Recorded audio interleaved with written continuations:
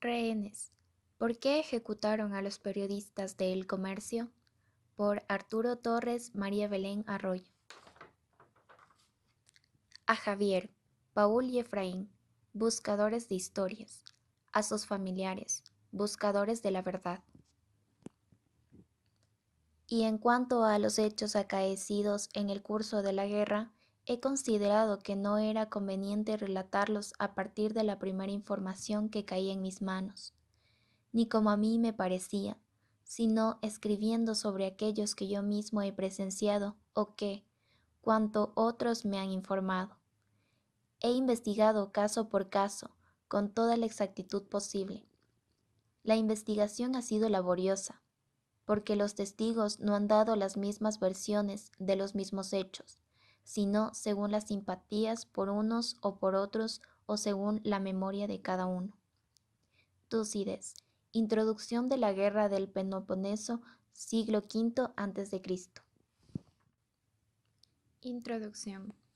Mientras planificábamos la edición dominical en la redacción del diario El Comercio, el último fin de semana de enero de 2018, la noticia de la explosión de un coche bomba en el cuartel policial de San Lorenzo nos tomó por sorpresa. Era mi último turno de fin de semana como editor general del periódico. Había renunciado días antes, luego de casi 18 años de trabajo.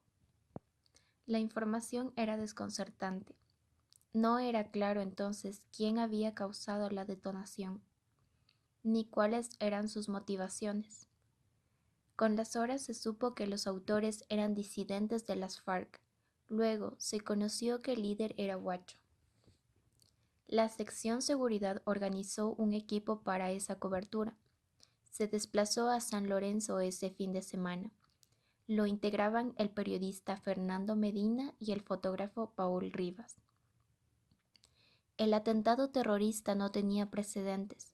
Sin embargo, fue inevitable revivir el recuerdo de marzo de 2008, cuando en un bombardeo de las fuerzas colombianas sobre el territorio ecuatoriano de Angostura murió el segundo de las FARC, Raúl Reyes.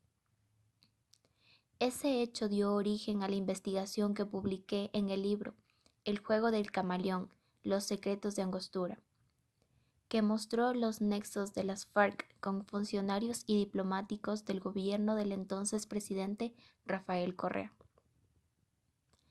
Para las FARC era indispensable tener un escudo político, aliados que les permitieran permanecer en el país sin sobresaltos. Ecuador era su retaguardia, un lugar de descanso, clave para sus corredores de abastecimiento de armas y vituallas. Y, sobre todo, para el tráfico de cocaína, que se convirtió en su principal fuente de financiamiento. Pese a que el bombardeo de Angostura permitió visibilizar el abandono de las poblaciones fronterizas, cuya economía depende en gran medida del narcotráfico, 10 años después la situación ha empeorado. Ningún plan social se ha ejecutado, dejando el terreno fértil para el crimen organizado sigue enraizándose. Las investigaciones judiciales sobre las FARC y sus nexos políticos en Ecuador, abundantemente documentadas por la prensa, se archivaron. Desde entonces iniciamos esta travesía, que en más de una ocasión nos llevó por callejones sin salida, plagados de obstáculos. En todo este recorrido no hemos dejado de hacernos preguntas. Entre muchas otras, 6 fueron recurrentes. ¿Por qué pasaron a Mataje? ¿Querían ir a Colombia a entrevistar a Huacho? ¿Por qué lo secuestraron? ¿Por qué se anunció su liberación a las 48 horas pero nunca se concretó? ¿Por qué los ejecutaron? ¿Y por qué fracasó el canje? Ese fue el inicio de este proyecto periodístico. Tratamos de responder, con todas nuestras limitaciones de tiempo y recursos, preguntas que los gobiernos de Ecuador y Colombia aún no han sabido esclarecer. Para tranquilidad de los familiares de las víctimas, identificar a los responsables directos e indirectos de este crimen que cobró 3 víctimas inocentes. En Colombia, La investigación fiscal establece que el equipo fue secuestrado por el grupo narcodelincuencial en territorio ecuatoriano. Además, que el gobierno falló en la negociación para concentrar el canje de rehenes, los 3 periodistas a cambio de 3 hombres de Huacho. Eso habría desencadenado su ejecución. Ambos estados tienen visiones distintas sobre un mismo hecho.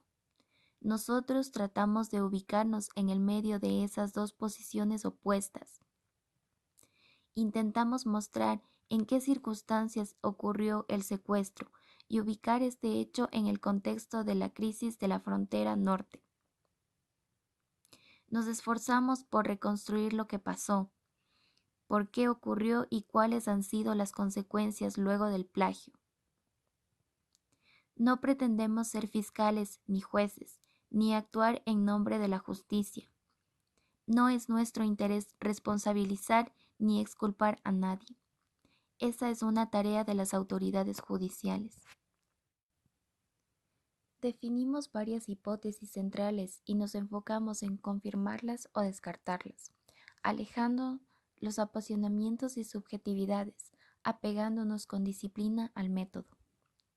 Reconstruimos los hechos luego de someterlos al fuego de una contrastación rigurosa de fuentes documentales y testimoniales. Luego los reconfirmamos. Este trabajo implicó, desde mayo hasta enero, un amplio despliegue de campo, desplazamientos constantes a Esmeraldas, San Lorenzo, Mataje, Sucumbíos, Bogotá, Boyacá. Demandó entrevistas con medio de concentrar fuentes, unas formales y en grabación, otras off the record, sin grabadora. Además, revisamos miles de documentos oficiales referentes al caso en Ecuador y Colombia. Las fiscalías de ambos países tienen, cada uno a su modo, su propia teoría de caso. Sus narrativas no se concentran ni confluyen en varias líneas investigativas. La Fiscalía de Ecuador plantea la tesis de que los periodistas fueron secuestrados en Colombia, hasta donde habrían llegado por voluntad propia. Allí cayeron en manos de criminales que no pretendían respetar sus vidas. Con estos antecedentes empecé a trabajar en la segunda parte del juego de camaleón. Buscaba descifrar lo que había ocurrido en estos últimos 10 años. Entonces ocurrió el secuestro y asesinato de Javier Ortega, Paul Rivas y Efraín Segarra, de El Comercio. El desenlace trágico nos tomó desprevenidos a todos. Nadie lo esperaba. Hasta antes de confirmar su muerte, el escenario más pesimista auguraba que su liberación podría tomar semanas, incluso meses. Con mi esposa y colega María Belén Arroyo, pensábamos ingenuamente que el regreso de los 3 concentraría los siguientes días. Estábamos equivocados. Cuando a primeras horas del miércoles 11 de abril vimos el comunicado de los disidentes explicando las razones de la ejecución, entendimos que el desenlace fatal era inminente. Al día siguiente acudimos a la rueda de prensa en el EQ 911 del entonces ministro del Interior César Navas. En medio del dolor y desesperación de familiares, amigos y compañeros, el funcionario reconoció que había una alta probabilidad de que las imágenes de 3 ejecutados que circulaban por las redes sociales correspondieran a los 3. En segundos todo se desbordó. Gritos desesperados y llantos contenidos estallaron en toda la sala como una tormenta. Los dejaron morir. Nos faltan 3. Gritaban desconsolados reporteros, fotógrafos y choferes, mientras las autoridades salían en silencio, con la cabeza inclinada, acosadas por los reclamos incesantes, desgarradores de los familiares. Fue un momento de quiebre que nos comprometió con esta historia.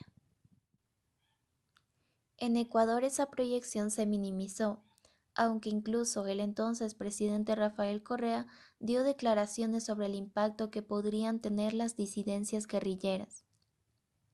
La amenaza fue proyectada por los organismos de inteligencia casa adentro. pero no hubo un plan ni un escenario estratégico trazado por la Secretaría Nacional de Inteligencia, SENAIN, hoy CIES. Tampoco hay evidencias de que el gobierno hubiera identificado a ese como el principal riesgo para la seguridad nacional.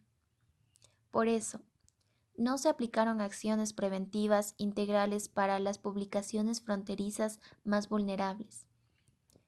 No hubo un acercamiento eficaz ni sostenido con el gobierno colombiano para enfrentar el narcotráfico como un enemigo común. La ruptura de relaciones luego de Angostura fracturó profundamente la confianza entre ambas naciones, lo cual fue capitalizado por el crimen organizado. El bombardeo en San Lorenzo, esencialmente, sacaba a la luz un problema estructural irresuelto: la falta de institucionalidad de Colombia y Ecuador en la frontera, convertida en una especie de limbo territorial por décadas. Con un agravante, la disputa encarnizada de los espacios dejados por las FARC para el control del narcotráfico entre unos 16 grupos narcodelictivos, incluidas las organizaciones residuales guerrilleras. Se trata de unos 1.400 armados que ven el narcotráfico un jugoso negocio conectado con otras actividades ilícitas como minería ilegal, trata de personas, tráfico de armas y precursores, todo tipo de contrabando sicariato. Esta última década la cobertura de los medios en la frontera fue más bien esporádica. Se centraba en sucesos específicos, sobre todo de criminalidad. Fue una de las consecuencias de una ley mordaza que promovía la censura. Señalar la presencia de cárteles mexicanos y mapear su influencia en el país provocaba laboriosos ataques desde el gobierno correísta, que insistía en hablar del problema del microtráfico y de Ecuador como un país de tránsito. El principal parámetro exhibido como una prueba de eficiencia eran los crecientes volúmenes de droga incautados, sin aclarar que por cada tonelada que se captura, 9 logran burlar los controles y llegan a su destino. Mientras tanto, la penetración de los grupos armados ilegales siguió creciendo silenciosamente en los poblados limítrofes de Sucumbíos, Carchi y Esmeraldas, sin que existieran alertas institucionales de lo que estaba ocurriendo. Muchos de sus habitantes y funcionarios fueron amordazados por el miedo, otros simplemente seducidos por el dinero fácil. El acuerdo de paz, firmado en 2016 entre el presidente de Colombia, Juan Manuel Santos, y las FARC, parecía prometedor y auguraba el fin del conflicto. Sin embargo, uno de los escenarios de post-conflicto pronosticaba que no todos los guerrilleros dejarían las armas.